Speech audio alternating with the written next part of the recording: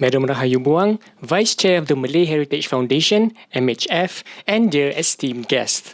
A very good morning and warm welcome to everyone.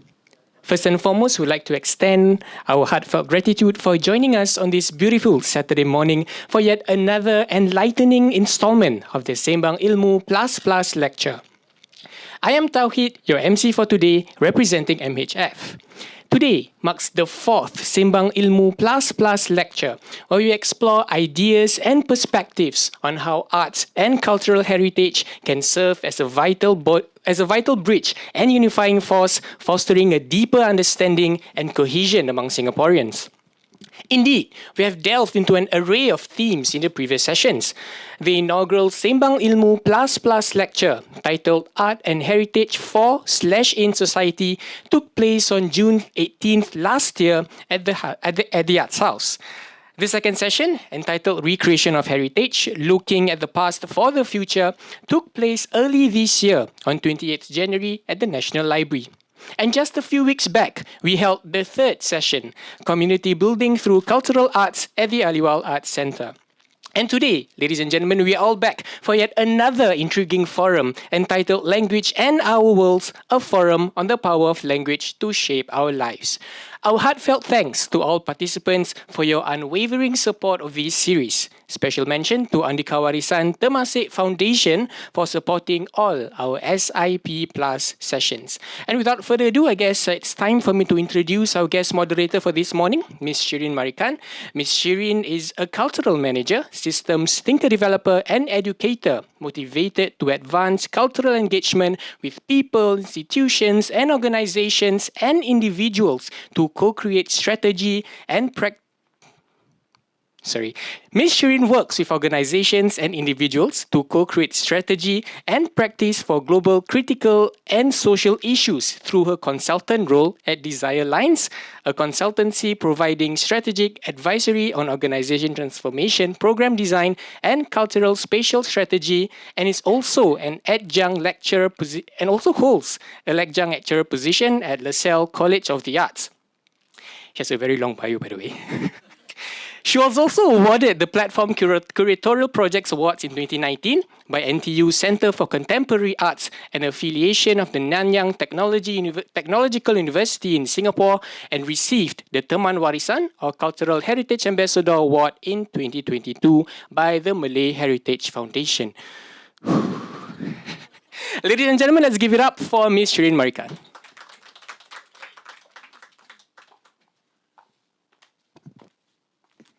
Thank you, Tauhid, for the introduction. I will need to cut some of that, so thanks for the note. Thank you again for your warm introduction to the theme, to SIP Plus, myself, and also Malay Heritage Foundation for the invitation to be here, and everyone for being here on a weekend. There's a lot of competing events, so I'm very glad to see that some of you have made it down here as well. The forum, which is the fourth in the Sembang Ilmu Plus series, explores a field that is pervasive and closely connected to cultural heritage, a theme that threads through all of the Sembang Ilmu Plus forums that we have had so far.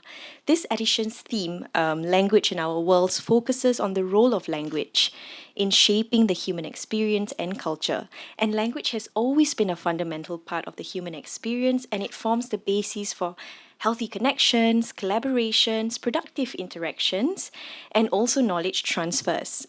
And most importantly, language has the transformative power to open us up to new cultures, to the fruits of diversity, and to diverse worldviews and perspectives through mediums like education, media, and also interdisciplinary programming. Today's panel of experts come from very diverse fields but share the similar love for language in their professional and personal roles. So we take a deep dive into the histories of some of the words that we know today and still use today, and the role language plays in the foundations of society and nation building in Singapore, and explore the potential of developing deeper relationships with our identities and heritage through language. We open today's session with Dr. Tan Kah Chun. Dr. Tan is a Singaporean scholar specializing in Chinese language and literature. He completed his postgraduate studies in the National University of Singapore and obtained a PhD from Nanyang Technological University. He is also an author of local Chinese books, having written many short stories in the language. Dr. Tan has also won several prizes in prose and short story writing competitions, and his works are actually available at the National Library of Singapore. Dr. Tan will be presenting on code mix and word formation, characteristic of Chinese in Singapore, or the linguistic fusions that have shaped the Chinese language that we know today, testament to the harmonious coexistence of diverse languages and dialects in our society. To open the session today, I'd like to invite Dr. Tan to the podium, please. Thank you.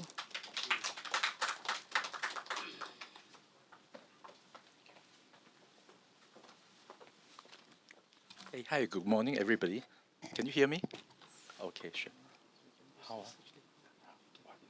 That's the next one, is it? Okay. Very good morning, everybody. And what I'm going to present will be the code mix and the word formation characteristic of the Chinese language in Singapore. And then, as all we have known, in a device a community like ours, we love diving into the amazing tapestry of cultures. We chat about everything: foods, stylish outfits, and the special traditions that make each culture unique. Take Chinese culture, for example. The vibrant red is considered really lucky, while in Malay culture, green holds a special place. And the most important thing is that the way language come into play, and that's something that we don't really talk about enough. And in the and in the 1960s and 70s, dialects dominated the linguistic landscape in Singapore. And during that era, we often heard the fusions of dialects with Malay lexical items. Even though I put down as in Chinese that 它八路来不会这么快走, but normally when I was young, we normally say in the dialect way that 一八路来不会安紧走. And okay, so that's how I start my interest, and I just didn't take note until I did some research on this one, and then I discovered something that the really very fascinating thing is that some of the terms that we borrowed from the Malay have blended in so well and so seamlessly that even we Chinese speaker might think of them as just a regular part of our language. And let's take a closer look at some of these commonly used words in our life. I just showed you some. Yeah. And when we are thinking that nouns from the Malay language may be the most common words to be found in the dialect, but upon closer examination, I discovered that verbs also hold importance, surprisingly. And I also want to share that, for example, like the sabun, right?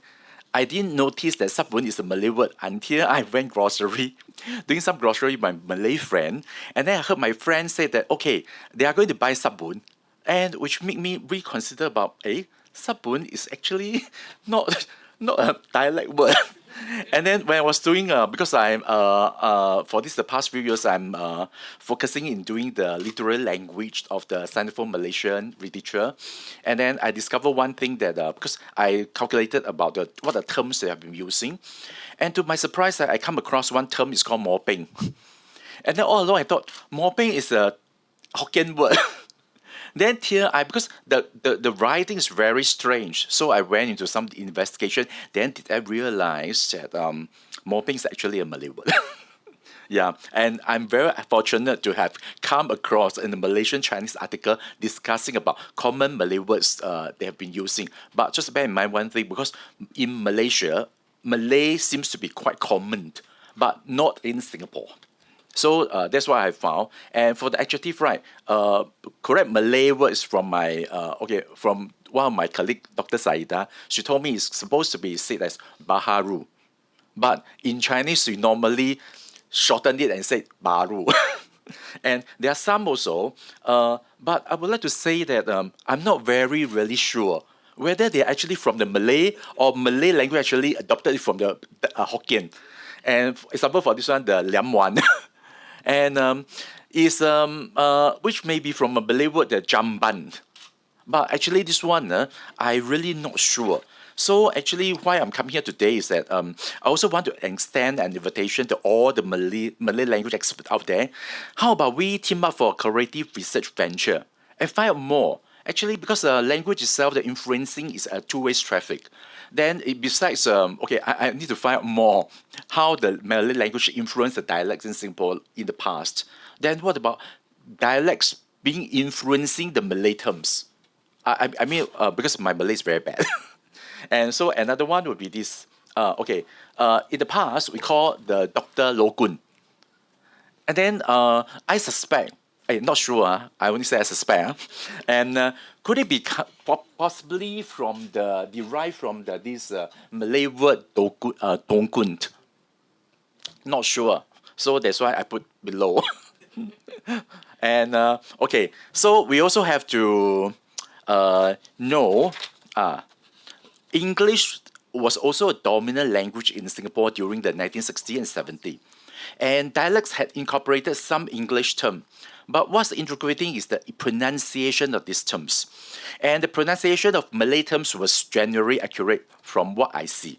But when it came to English term, it's interesting to make some educated guesses about how they were pronounced and what they mean. Anybody know?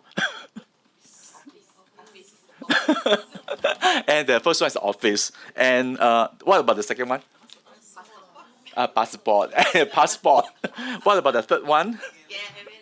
Guarantee. Okay, there's one very interesting thing said about somebody, and is that they suspect that orbit, why we pronounce Chinese people pronounce it orbit is because we learn from the Malay.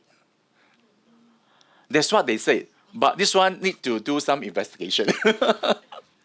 And also, so in Singapore, right, last time we have some of the, because of Mr. Lee Kuan Yew, after the push to promote Mandarin in the 1970s, and some of these terms found their way into mainstream Chinese language usage. And I make a list of this word that Singaporeans use. And some of these words were so local that they might seem strange to people from other Chinese-speaking regions. And here they are. For the first one will be the orbit. Okay? And the other one will be the samban, the summon. And why in Chinese we put down as 30,000 instead of Fatan? And people suspect that maybe it's because last time the Chinese people learned it from the Malay. And that's how they influence the pronunciation. And to the end of the day, they put 30,000 instead of Fatan.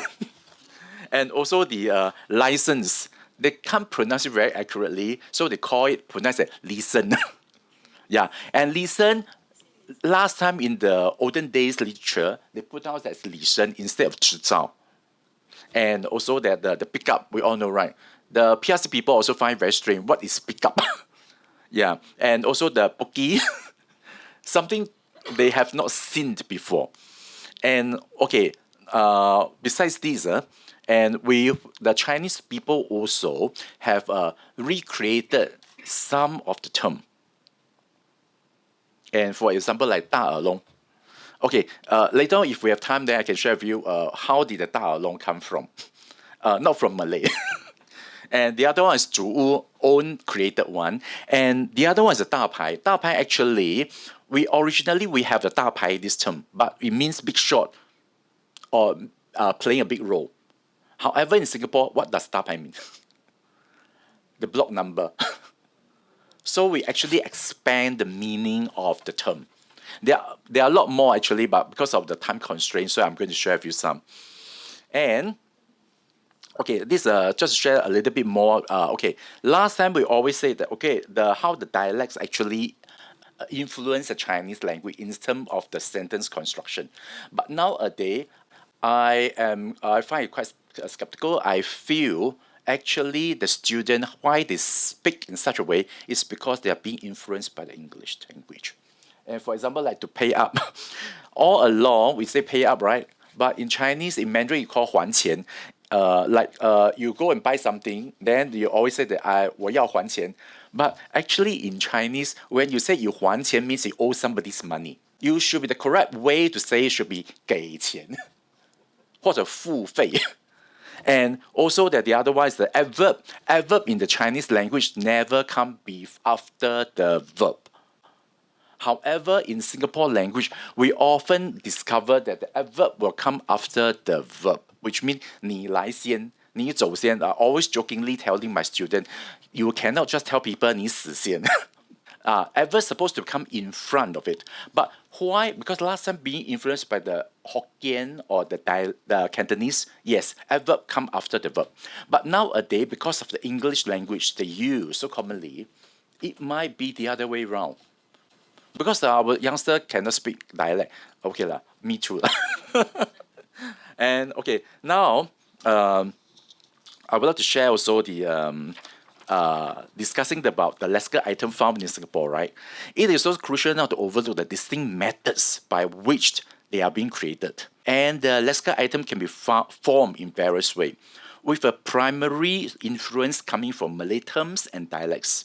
And before diving into a fun activity, okay, I have created a game, but I'm not sure whether it's fun or not. Okay, well, because I thought my audience would be all Malays. Not for the Chinese. And let's explore the diverse method through this, which these lexical items are shaped. Okay. For example, the first one. When we go to the kopitiam, we normally order kopi gao. And my student never noticed that kopi is not an English word. It's a Malay word. And gao is a Hokkien term. And which means put more coffee powder. To my extent, I think that should be, because my dialect very bad. And, okay, so the other one will be the kopi C. Okay, kopi C, there are two explanations actually. Okay, I consulted, okay, why normally not from the, okay, just bear in mind, when all these terms are being formed, they are actually not from the Hokkien or Cantonese. They are from the Hainanese dialect. Why? Because they are the very first batch of people who bring in the coffee bean. So when you go to the coffee tiam, right, normally the owner are Hainanese. So for this kopi C, right, there are two explanations. Until now, I'm not sure which is which. One is that because they say the kopi C, they put in the condensed milk. And then the brand of the condensed milk is Carnation. So they call it kopi C. Another explanation, I just consulted one of my senior, and I asked him, okay, over our lunch, and then he said that, oh, kopi C is a Hainanese term. He was very sure about it, which means fresh. But I said, it might not make sense, you see. Kopi C means fresh what? Fresh milk or fresh coffee. But, okay, that are the explanation, which will, I think that some investigation need to be done. And also that we have kopi po. Po means more water, make it more diluted. And kopi siu dai, guess what it does it mean? Less sugar. Okay. It seems very easy, right? Later on, the games will be, I will jump up all the things together. I mean, very complicated. Okay, kopi sua. It's not a Hokkien or Cantonese word. It's the Hainanese terms. Sua means 2 cups. Okay, only 2 cups. More than that, I don't know. Okay, then the kopi kosong. Okay, Malay word. All Malay word. Malay word plus Malay words. Okay, now we can play a game. Are you ready? What does it mean?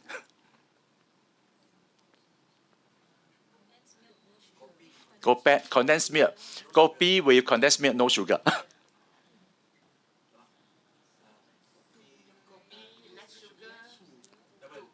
2, double. Okay. 2 cups of strong coffee. It seems very easy, right? I should have extended it a little bit longer.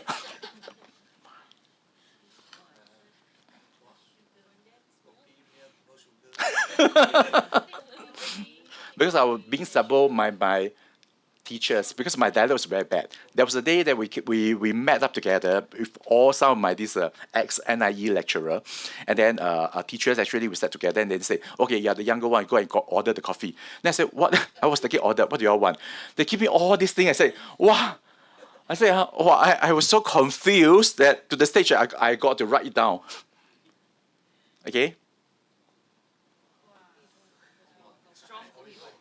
Why? Because in dialect, right, we don't have very thick. I don't know very thick how is it going to be said. So they dub it up. Times two, gao gao means very, very thick. Okay. Yeah. So a very fascinating thing is what I'm doing now actually. I'm doing the literal language of the Sinophone Malaysian literature. And then I discovered something like in the 1940s, right? And the Chinese writer from at the time no Singapore yet. Because Malaysia and Singapore all together. And they sought to emphasize the distinctiveness of the local language. And what do they call the local language? What's so unique about the local language is actually they infuse a lot of English terms, especially, but most of them are the Malay terms. And then the structure itself is so strange, it's to such a way that today you can say that it's not a very standard Chinese, but to me, I say it's very fascinating to take note that, hey, it's something very unique. Yeah, and then the sentence itself is being influenced by English and also the Malay language as well. Yeah, and then this to some extent, right? Okay, some of the writer would like to put in a lot of dialects, and to some extent, that's why I read from one comments from a researcher who said that it's very difficult to read. He couldn't understand at all. Don't know what he was writing about. Yeah, and however, to people like me, I mean, I'm doing the research on this area. I find very, very fascinating, and then I'll be continuing on this one. I've published 2 books on this. Yeah. And I'll be continuing. But now, like what I mentioned just now, what is more interested about is that how do the Chinese language influence the Malay language? What are the terms that Malay has adopted from the Chinese language? Yeah, and maybe, yeah, I may take this opportunity. Yeah, I think that's all I am going to present.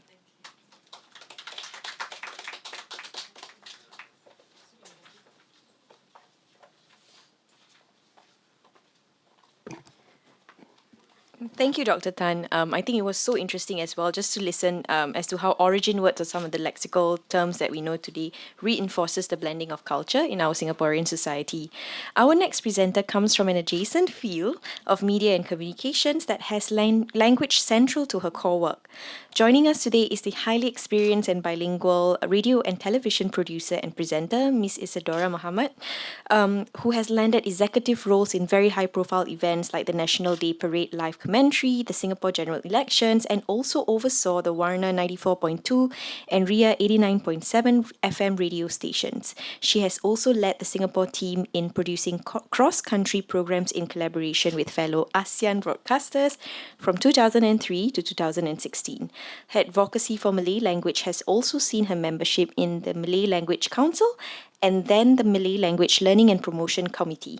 Currently, Ms. Isadora serves as the supervising editor of CNA 938, the radio arm of CNA. She talks us through today Language Transcending Borders that explores the pivotal role radio broadcasting has played in preserving linguistic and cultural heritage, fostering national pride, and promoting cross-border understanding.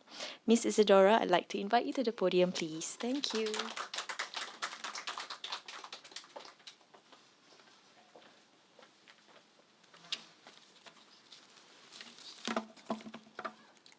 Okay. Thank you.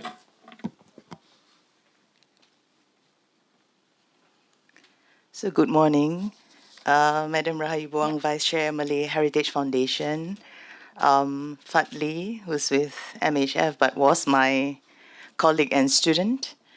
Yeah, you can ask him how he became my student in MediCorp. Guests, friends, family, thank you for being here today. So today, I'm not an academic like Dr. Tan. I'm a practitioner. I'm a broadcaster. I've been doing this for 32 years. I do both TV and radio. So today, my sharing is really, I'm going to touch about culture, identity, heritage, preservation, education, and international relations, everything that I experience through my job with MediaCorp. And we were just joking, just, hello, Aimin. Nice to meet you today. She is a TCS generation. So we were talking about how Radio Malaya or TV Malaya became RTS, Radio Television Singapore, and then SBC, Singapore Broadcasting Corporation, and then TV12, as well as RCS, TCS, and then MediaCorp. So we came from way before TCS, okay? So, okay, Shireen has mentioned this. Okay, so believe it or not, that is me.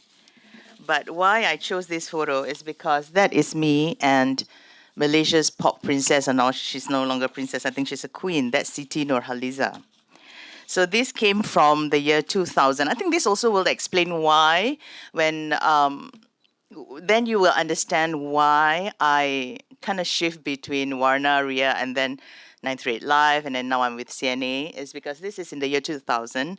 I was part of this production team that produced this concert, this mega concert called the Diva Concert. 4 divas came to Singapore: Anita Sarawak, Hattie Kosendang, Sheila Majid. Okay, my husband has to be here because my husband has been with me for those 32 years. And Siti Nurhaliza, and she was like the youngest of the group. She was the newbie at that time. And I, beside being the producer of this concert and one of the very important people, part of sales, she's also here, Asma, who's part of Two Traveling Aunties, but she was part of the sales team that helped me with this. I was assigned as her translator. So at that time, she was, of course, her Malay was very good, but with English, she's all right, but she needed help. And so there was a lot of like media interviews and all that. And I became her translator. So that was in the year 2000. So followed her around and then helped her with whatever interviews she had. But I remembered meeting my friend who's currently in Today newspaper. His name is Razali. I remembered he was there and I was translating for him. And I said, hey, you know Malay, right? You are saying Malay lah. Why am I translating for you? And because of that, we became friends until today. Okay, so for culture, Shireen mentioned just now that I'm part of the Malay Language Council, MLLPC. But in fact, for radio as well as television, when we joined the industry, we were reminded of 3 things. Whenever we come behind the mic, we have to inform, educate, and entertain. Inform, that's very important, all the news.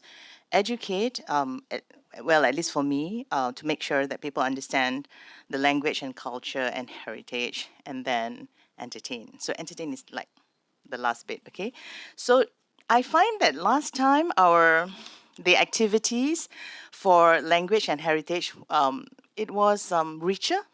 This was actually me and a fellow male presenter, the late NK25. We had this whole thing, this whole wedding thing, and it was somewhere where Marina Bay Sands is right now. So we had this whole thing with kompang and pantun and the whole thing. People thought we got married, and it was really crazy. But it was really to get people to like you, get people to understand people of other races, right? Because if you teach this in school or you teach this and maybe like language classes, you are preaching to those who are converted. But we are trying to get people to maybe I really enjoyed your session just now, right? To learn more about Mandarin or dialects and all that. So this was exactly what we did. And then the one at the bottom, it was also part of the Malay Language Council's activity. We had Berbalas Pantun, but this was like a friendly competition between Malay presenters and the members of Parliament, the Malay members. So I've done Malay radio, I've done English radio. So that's me, like Warna 938 Live, CNA 938. So I also would like my friends here to also reflect, like people like Tauhid, for example, as a student, to reflect what is your identity, especially speaking Malay, firstly Malay and then English, and then the struggle for me as a presenter is like, or maybe for Dr. Tan as well, the younger generation. It's not normal for them to speak in their mother tongue anymore. So it becomes like, it's a legit question. What is your identity? Right? So we were just also talking just now before the session started about culture and about, for example, weddings or any cultural stuff, and we realized that it kind of got mixed with English stuff. So it's not really too legit. So what is your identity? Maybe that's something you can think about. MediaCorp put in a lot of effort for heritage presentation. I've had the opportunity to work very closely with colleagues from Radio Television Malaysia, Radio Republic Indonesia, Radio Television Brunei, and of course the other ASEAN countries, because I was part of ASEAN COCI. So we were based in Manila. We were based in a lot of we rotated around the ASEAN countries, and this was us in Brunei. And I spent a lot of time in Brunei. My colleague there accompanied me to Brunei on a work trip. My husband as well. We became family members. We produced a lot of cultural things like drama, pantun. We went on air live. If you still listen to the Malay radio, you will remember, like during Ramadan, you will have this dedication during Hari Raya, during Ramadan, where you give dedications on air to your family members in Malaysia, Indonesia, Brunei. Now it's more modern. For Surya, they get you to sign video clips from all over the world. But during that time, we used radio lines. I'm actually very proud of this. Why I put this photo is because, yes, I headed both the Warna and Ria, but I was actually very proud of Ria, which is the youth station. This was us at, believe it or not, Hard Rock Cafe. So we had a concert there. We had artists coming over. Our volunteers were all very young people, young Malay kids. We got them from Mendaki, believe it or not. We worked together with Mendaki. And then we had this program on RIA whereby we got the volunteers from Mendaki to host radio programs with us. And so they at 16, 17, 18 were already going on air live, speaking in Malay. And then they joined me and my team. And then we produced road shows all over. And this was at Hard Rock Cafe. And again, it goes back to inform, educate, and entertain. So we had to go out to where the youths were and try to let them see that Malay is cool, right? It's cool to speak Malay, to listen to Malay radio, to watch Malay concerts, and to be among Malay friends. And so that was what we did, and we did that a lot. And it was great to see young people driving this, and Mendaki was a great partner. Okay, so in MediaCorp, I also produced this event called Radio Varsity. These were my students. I had like 3 or 4 runs every year over many, many years.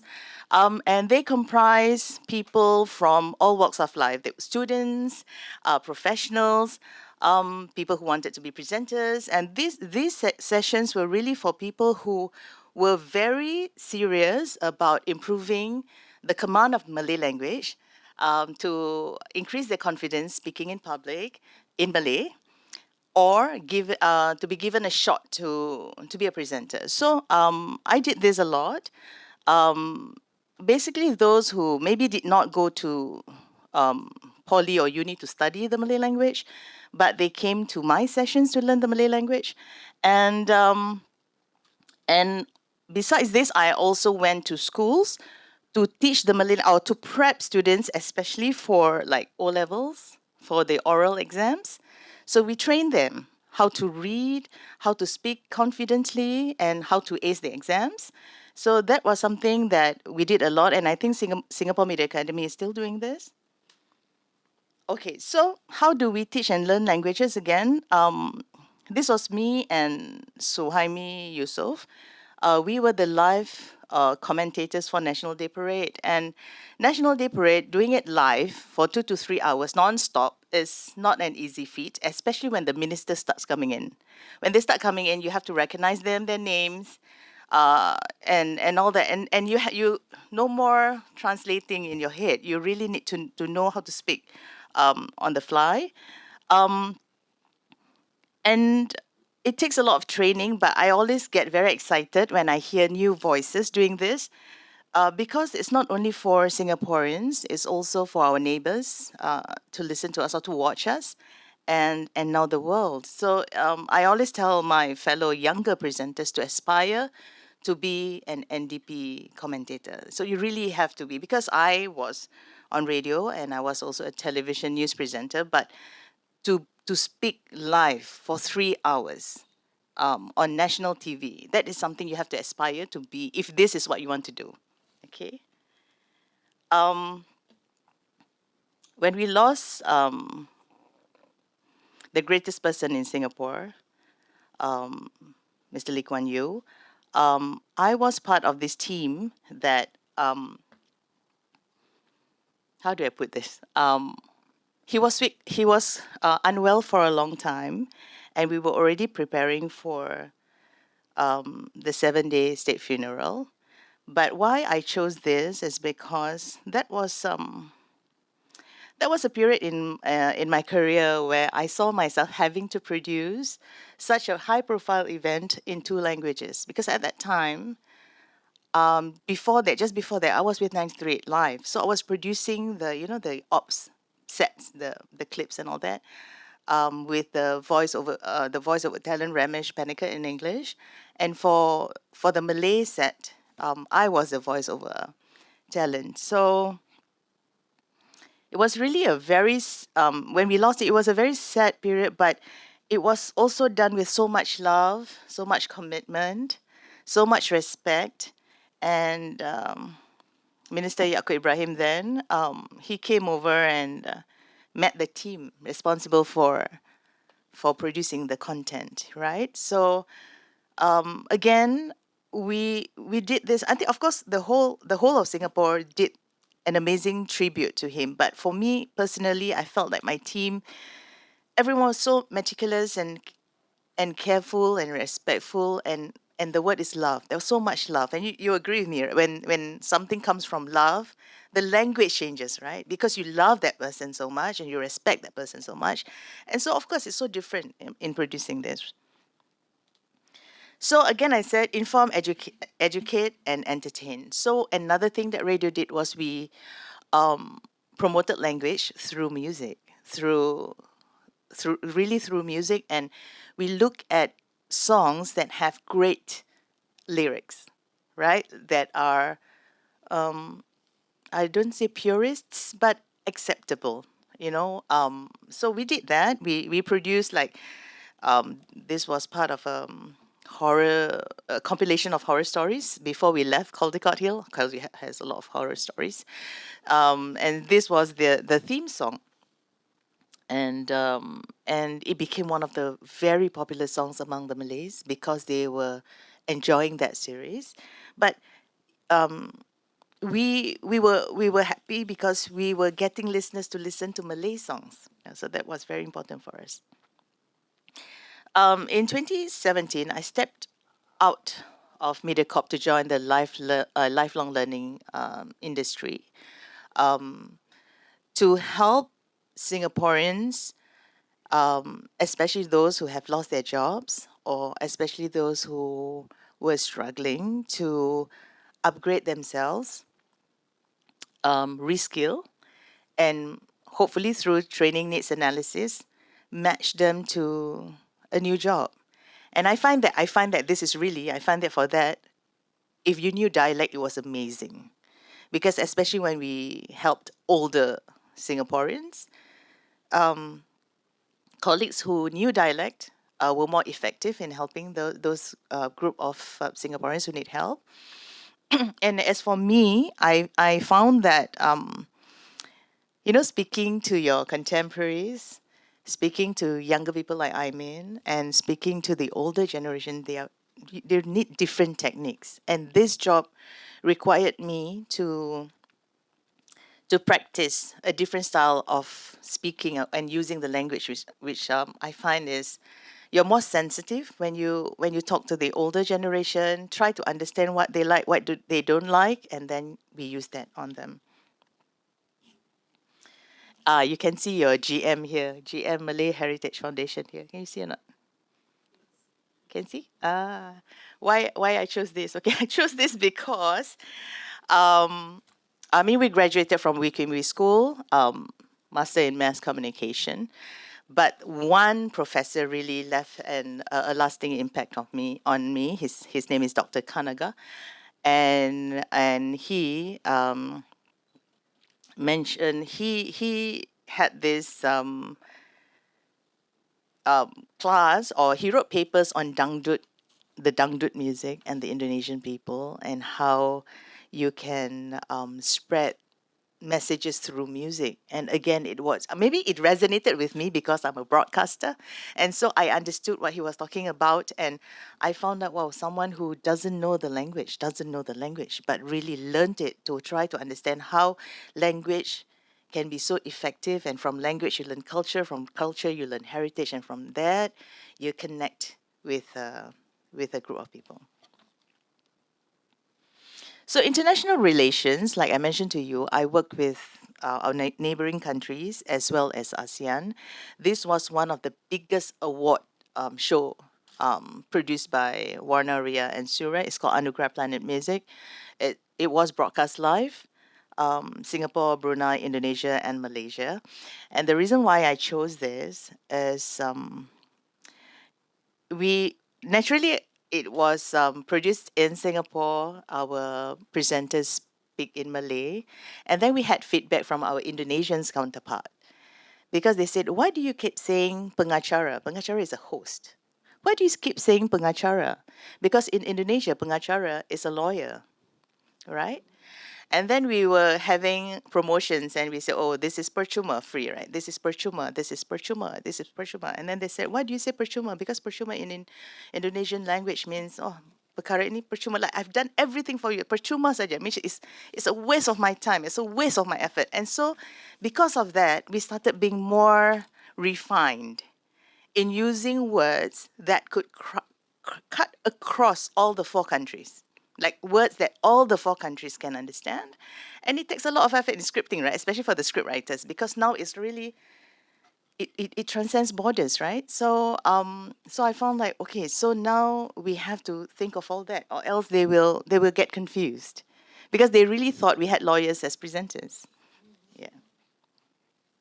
Okay, so before I end this, I just you must be wondering like, how is this linked to my talk? But I'm saying that language and heritage and culture, right? The way we talk, and sometimes when we're friends, we get excited and then we say it so loud, and we're not aware of people around us, and we say things that may hurt. And so he's really right in saying that stop being a bird when you go to Malaysia, right? Like everything's cheap, cheap, cheap, cheap, cheap, right? So, but I feel like there's more to that, right? There's also that language, culture, heritage, and we are very similar, and we have to be very aware of what we do so that we don't come across as obnoxious. That's why I choose this, and I say, after all that, after learning language and culture and heritage and international, we talk about international relations, but we also need to think about our relations with people around us, be very aware of people around us, and be kind. And so just now I told you to reflect on what I say today and what is your identity. What is your identity, right? So whether you, especially now because we are borderless, right? We travel really well. What is your identity? I'm just sharing that I sometimes think, what is my identity ever since I moved to CNA? Because I was with the Malay Language Council and then MLLPC, and then when I joined CNA, I was part of that, still with Malay Language Council and MLLPC, but I couldn't say that I represent CNA, right? It wasn't right because it was a Malay group. So I decided to join independently. So when I joined independently, everyone was struggling to tag me. So what do you call Isadora? What do you call her? Like, if she's not from CNA and she's no longer with Warna or Ria, and so what is she? So when I went for those meetings, it was like yeah, they got me to think. I was also thinking like, what is it? But I to me, I mean, to you, you can decide. Mohammed's my husband. Mohammed and I at night we love to watch YouTubers traveling all over, and there is this family they call one backpacked family. It's a family of an American family who has been living out of Alaska for the last 9 years, and they spend time in India, Dubai, and currently they're in Indonesia, and they're teaching in Papua. They're teaching English in Papua, and and their kids grew up all over, and they asked their children, what is your culture, what is your heritage, and what are your roots? And the children couldn't answer because they had traveled all over and they couldn't answer. So they decided to fly all the way back to Alaska to buy a house, just so that the children know that their base, they are still, at the end of the day, they are Americans. So I want you all to think about that, like what are your roots, and where you are, and what is your link and identity. But to me, this is my identity. When the team started asking me, like, so how do you tag Isadora? So I was thinking, I'm number one, I'm a mother first, and then I'm a wife, I'm a sister, and currently I'm a supervising editor of CNA 938. Thank you.